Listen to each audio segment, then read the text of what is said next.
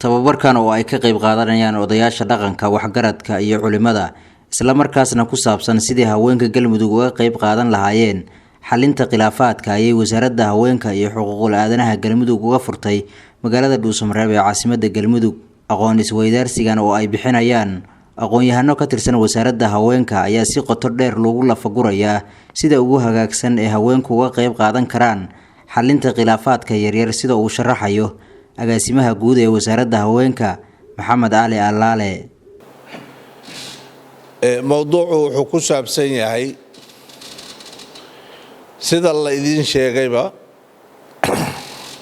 waa tababar ay ka qayb qaadanayaan odayaasha dhaqanka iyo culimaa u diinka. mawduuca tababarkaasna uu yahay sidii dumarku ay uga qayb qaadan lahaayeen conflict resolutionska waxyaalaha la yiraahdo xalinta khilaafaadka isku dhacyada yaryar ee dhaca bulshada dhexdeeda ka dhaca dumarku siday uga qayb qaadan karaan.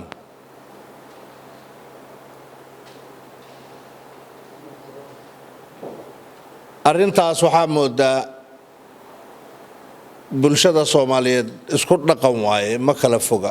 meel walba oo la jooga. annaga Galmudug dumarka doorka ay noo leeyihiin waa naqaan. annagu dad islaam aan nahay kamaanan iman wadan bahalkii ah. ma aha culimaa u diinka inaan barayno wixii jawi ah ay lahaayeen dumarka iyagaan rabnaa inay wax saxaan. trainingku wuxuu ku saabsan yahay culimaa u diinkana sixidoodii in la helo sidii hanaankii ay uga qayb qaadan lahaayeen dumarka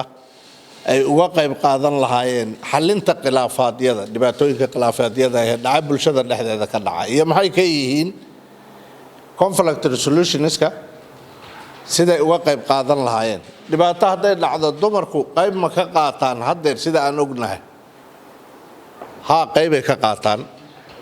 أما قيبة كالنقطان هذي دبعت ميل كجيل تحت وحصورة قال إنه خورنت أيها قيب كالنقطان ما أنت هذي نبيارو نعذو مقالة ذا كان نعذو قفك أوه الرئي الله تجي وحلا ويديا واقبر دتك أوه الرئي نقالة أوه الرئي اللي جه اللي كان واقبره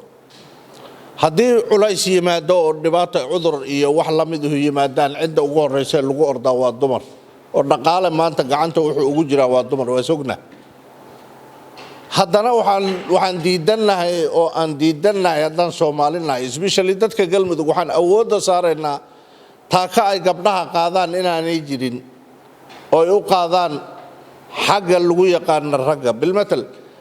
khilaaf markuu dhaco laba beelood khilaaf ka dhex dhaco ama dhibaato ay ka dhacdo gabadhu qori inta qaadato ciidamo ma dhex dhigayso iyadu ma dhex istaagayso iyadu qoryo wadato ama gabdhaha qoryo wata ma tagayaan. laakiin wax badan bay ka bedeli karaan jawigaas colaada ah markii loo fiiriyo reeraha ay ka yimaadeen iyo awoodooda markii loo fiiriyo xataa hadday tahay dhaqaale awoodeed. qaar ka mid ah odayaasha dhaqanka iyo haweenka ka qayb galay tababarkan ayaa dhankooda tilmaamay muhiimadda ay leedahay in dumarku ay qayb ka noqdaan xalinta khilaafaadka. dhammaan meeshan waxaan ku qaadanay shir caalami ah kulankana waxaa noo agaasimay oo isugu kaana keenay wasaaradda haweenka Galmudug. waan ku mahadsanyahay uga mahad celinaa sida sharafta iyo quruxda badan halkaan ay training noogu siiyeen. run ahaantiina muhiim bay noo tahay haddaan haweenka inaan ka qayb qaadano xalinta khilaafaadka nabadeynta iyo amniga. waa soo dhaweynaynaa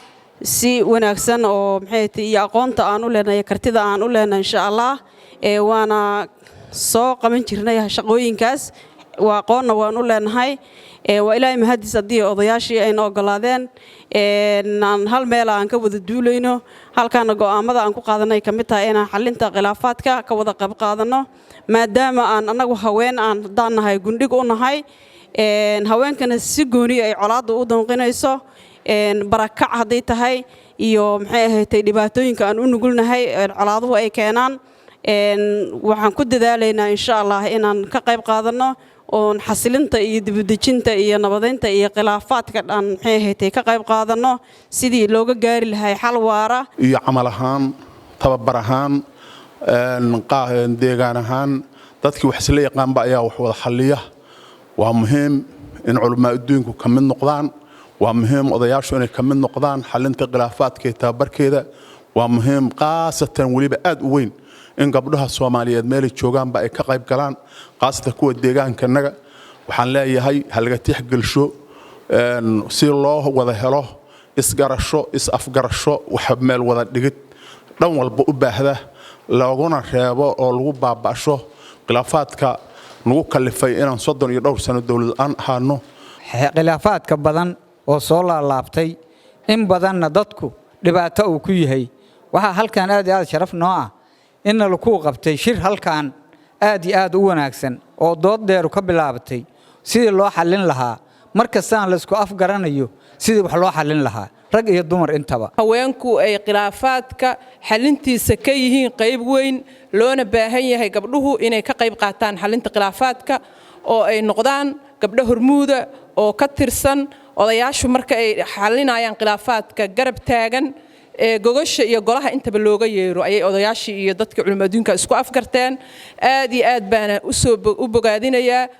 una taageersanahay Al Fattah Yusuf Beered warbaahinta Shabeelle